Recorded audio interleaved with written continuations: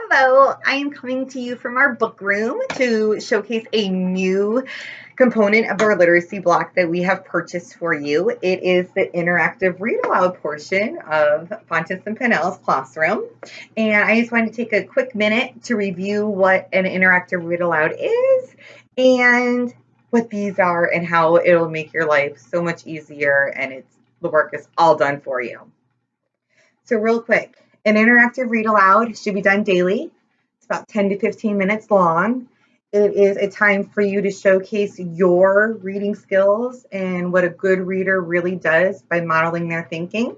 I'm wondering, I'm thinking, I'm noticing, I'm figuring out using your metacognition strategies while the children sit there and they listen and they watch you. Because your students are not decoding or usually any of that visual processing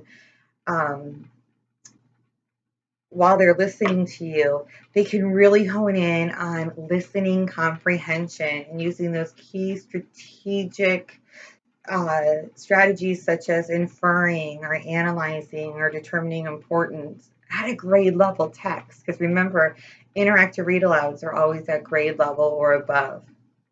So it is interactive, which means that you will model your thinking. It's kind of gradual release. You're going to model your thinking. You're going to stop. You're going to give a prompt or a question stem or anything to your students.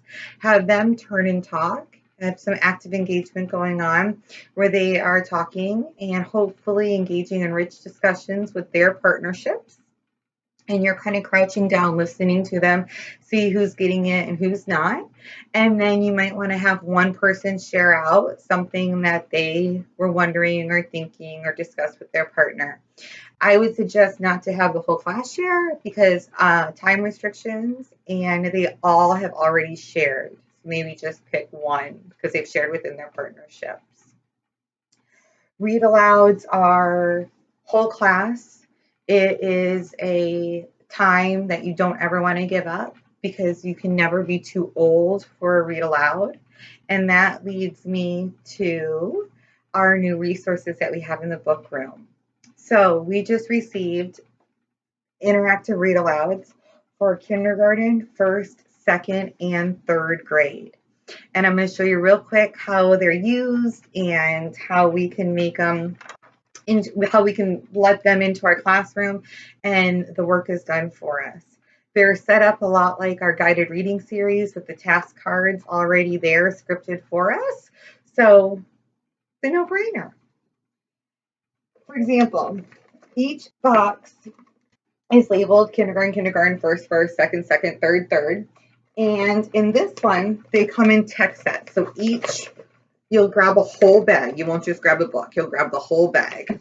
And inside the bag are all the books and task cards. On the outside, there is a sticker that shows the titles of each book that should be inside of the bag.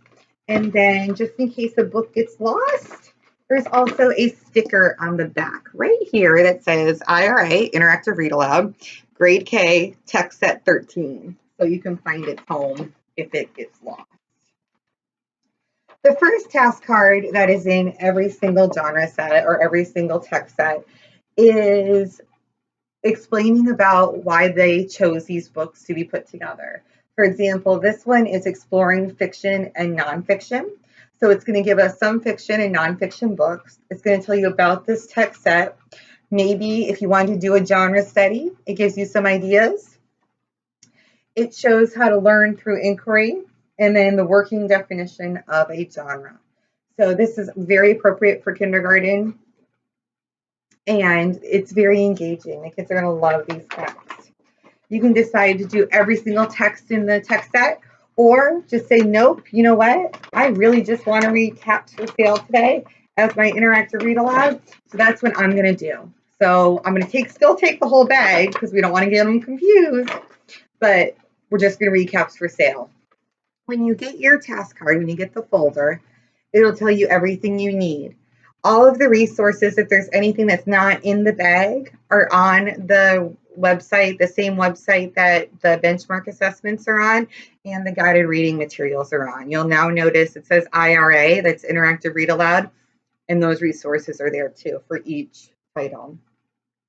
It gives a summary, a message about what the book's about, goals about the book, and then inside it shows you how to introduce the text, how to read the text. It even gives you places to stop and have the children turn and talk.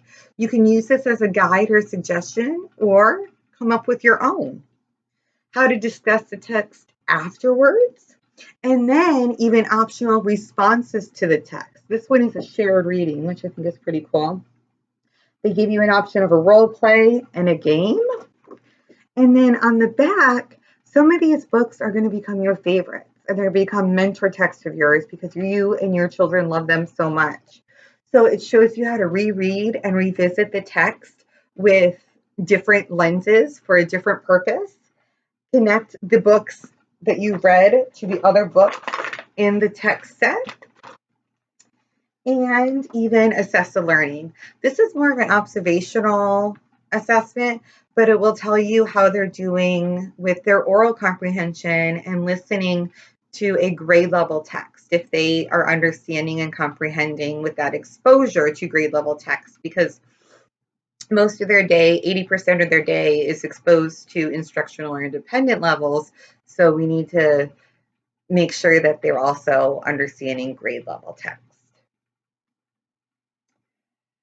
If we go back to our continuum, it's all connected. There is a section in here for interactive read alouds. And if you kind of want to go on your own path, each one of these bullets for the selecting goals part could be a mini lesson. So you might want to go and look through your continuum and say, okay, I really need to work on this standard or this skill or this strategy. Come in the book room, find a book that will match it, and then you can teach from there. So that is just one option. Second grade, I know that you guys have done a huge study on Mary Beth Bolt's and Those Shoes, and that is one of the books in this text set, The Pleasure of Giving. So you might want to go back and revisit one of the old favorites, Those Shoes by Mary Beth Bolt. Just reread it real quick, spark that interest in our students again, and then expose them to other texts within here. For example, this one is called Sam and the Lucky Money by Karen Chin. You might want to look at author's craft and determine the differences in how Mary Beth Bolt writes compared to how Karen Chin writes. This is called About the Text. And this is something that FSA is very strong on and something that we really need to be working on, that within the text, beyond the text, and about the text. And the author's craft, what did the author do to keep us interested in the text is really important. So that's just an idea on how to use these as well. If you have any other questions or need clarification or want to see it in action, please email me, talk to me, stop me anytime, and I'd be more than happy to come to your classroom. Thank you for listening to me, and I hope you use these and implement these in your classrooms. Have a great day.